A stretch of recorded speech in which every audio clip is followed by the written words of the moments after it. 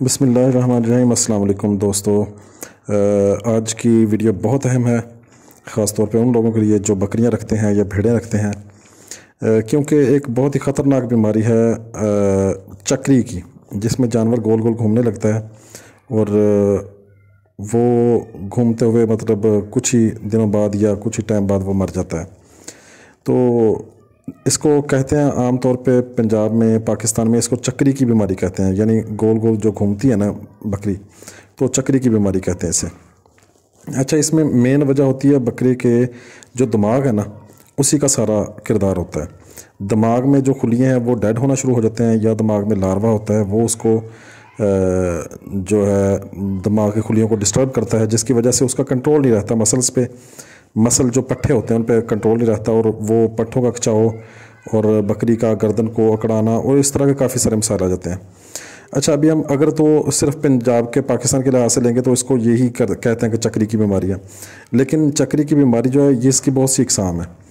इसकी मेन इकसाम जो है उसमें लिस्टेरियोसिस आ जाता है और इसमें गिड आ जाता है, और गिड को एक और बीमारी भी कहते हैं कोइनरोसिस, और इसमें एक और आ जाती है बीमारी पोलियोएनसीफेलोमलेशिया। पोलियोएनसीफेलोमलेशिया, ये 3 किस्म की बीमारियां हैं और इनको आप एक ही लिहाज से नहीं डील कर सकते। ये तीनों किस्म की बीमारियों को आपने तीनों के हिसाब से, अलग अलग हिसाब से डील करना होता है, और इनको फ़र्क करना बहुत मुश्किल होता है इनमें, क्योंकि बकरी ज़्यादातर घूमती है और उनमें एक साइड पे या दोनों साइडों पे घूमती है और जो है उसके खिंचाव आ जाता है जिस्म में, और उसका तवाज़न बरकरार रखना काफ़ी मुश्किल हो जाता है।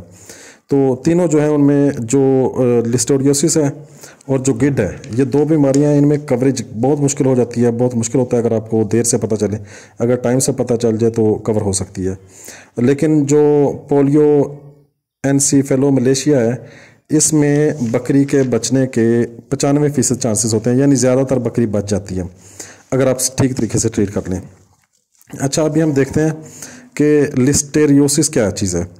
सबसे पहले मैं आपको इसकी अलामात बताता हूँ। लिस्टेरियोसिस में बकरी में तेज़ बुखार होगा और बकरी ज़्यादातर एक साइड पे भी घूम सकती है, लेकिन ज़्यादातर जो है वो दोनों साइडों पे घूमेगी, कभी एक साइड पे कभी दूसरी साइड पे, और वो उसको दिखाई देना बंद हो जाएगा, नीम अंधापन होगा, यानी बिल्कुल भी दिखाई नहीं दे सकता। हो सकता है कि उसको बिल्कुल दिखाई ना दे, हो सकता है उसे थोड़ा थोड़ा दिखाई दे, लेकिन ज़्यादातर वो आंखें अपनी बंद कर लेगी और जो है वो गोल गोल घूमेगी।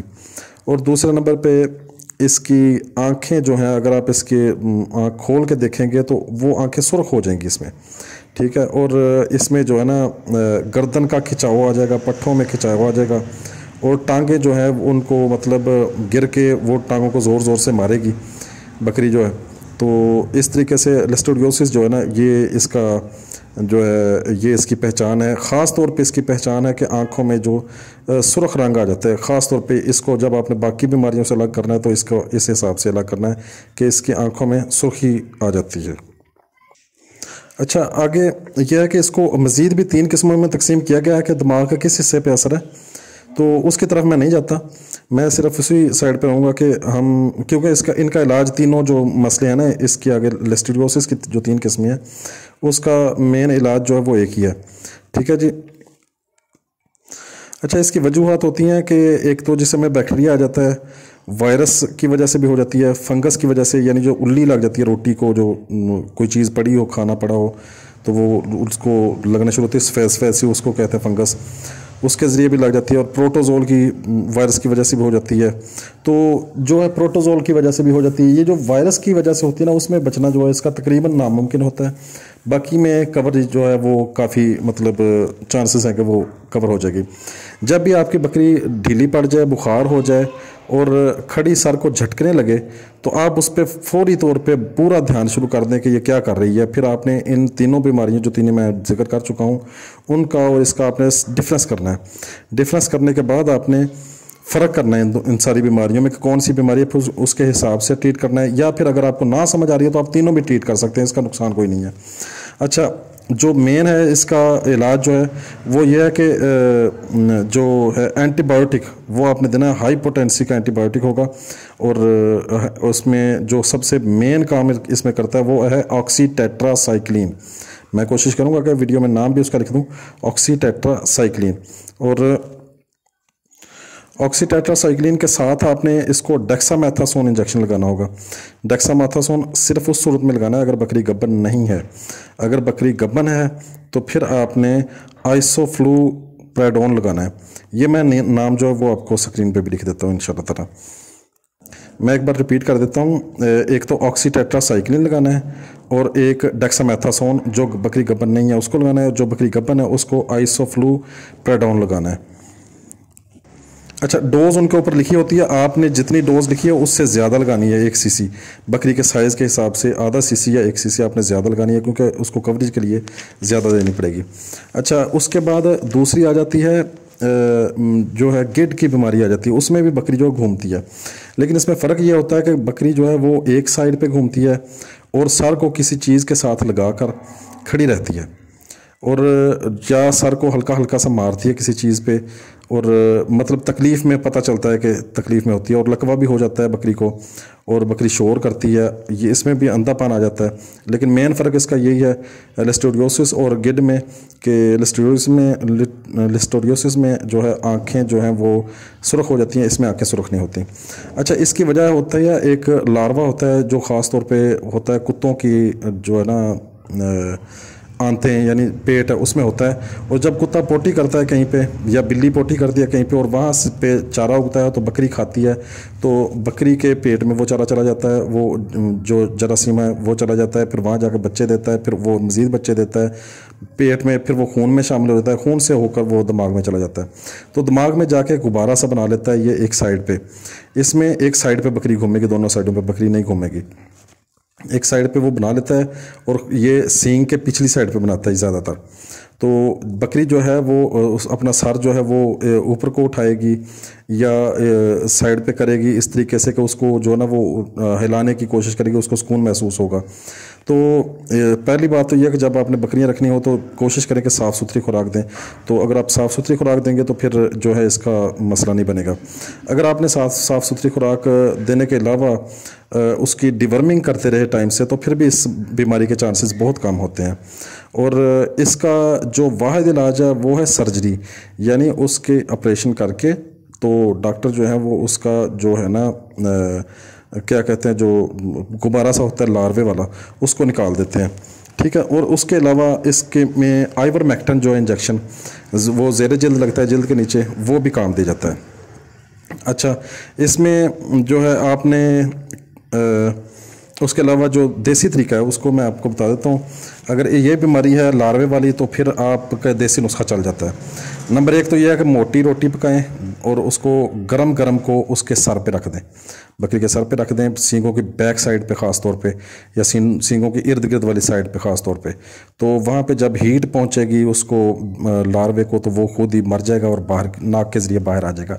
दूसरा तरीका यह है कि उसको आप ले लें, एक नस्वार का दाना ले लें, और एक जो है अच्छी किस्म की जो फरनाइल की गोली होती है वो ले लें, और थोड़ा सा सरसों का तेल ले लें, उसमें नस्वार और वो रख दें फरनाइल की गोली, और उसके अलावा आप उसमें एक अच्छे तंबाकू का पत्ता डाल दें। अगर पत्ता नहीं मिल रहा आपको तो आप जो है सिगरेट, कोई 3rd क्लास की सिगरेट जो जिसका जो तंबाकू है ना वो काफ़ी कड़वा होता है, वो डाल के उसमें उसको रख दें।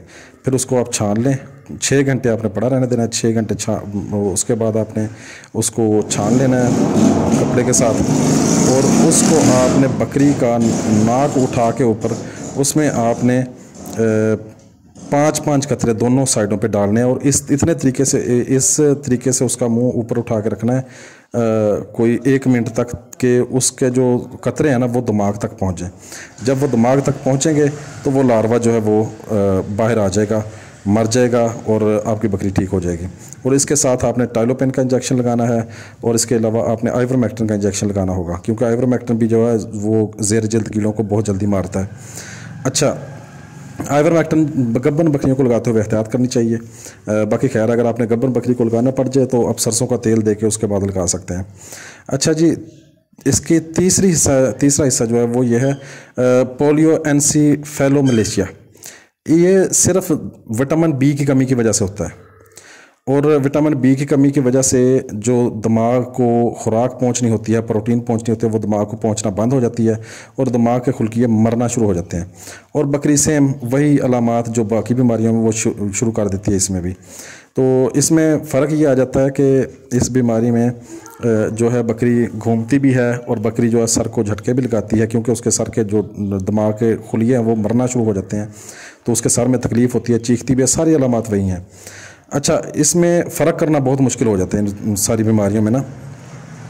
अच्छा, जो ये बीमारी है इसमें आपने सिर्फ एक काम करना है, विटामिन B1 का इंजेक्शन, विटामिन B1 थायमाइन कहते हैं। थायमाइन में अगर आप थायमाइन वाली ट्रीटमेंट कर लेते हैं, थायमाइन का इंजेक्शन लगा देते हैं, इसकी वो नाड़ में लगेगा, गोश्त में नहीं लगेगा, वो अगर आप इसे इंजेक्शन लगा देते हैं तो उससे भी ये जो है वो कवर हो जाती है।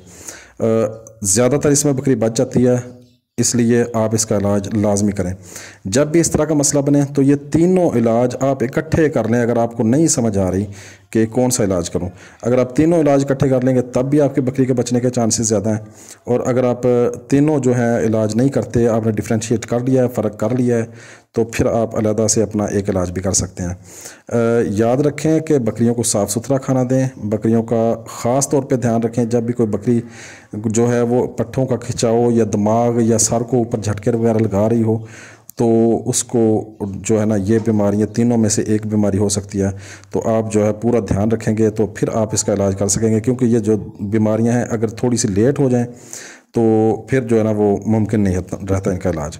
तो ये इलाज आपने सुबह शाम करना होगा और ये तकरीबन 3 दिन लगातार आपने इलाज करना होगा, उससे आपका ये जानवर कवर होगा। लार्वे का इलाज भी मैंने बता दिया और जो है लिस्टीरियोसिस का इलाज भी बता दिया, गिड का इलाज भी बता दिया और पोलियो एनसेफेलोमलेशिया का इलाज भी बता दिया। उम्मीद है जी आपको मेरी वीडियो पसंद आएगी। बहुत लंबी होगी वीडियो। अगर किसी किस्म का सवाल हो तो काइंडली कमेंट सेक्शन में बता दें। उम्मीद है आपको मेरी वीडियो पसंद आएगी। बहुत बहुत शुक्रिया, आप लोग मेरी वीडियो देख रहे हैं और पसंद कर रहे हैं। बहुत शुक्रिया। अल्लाह हाफ़िज़।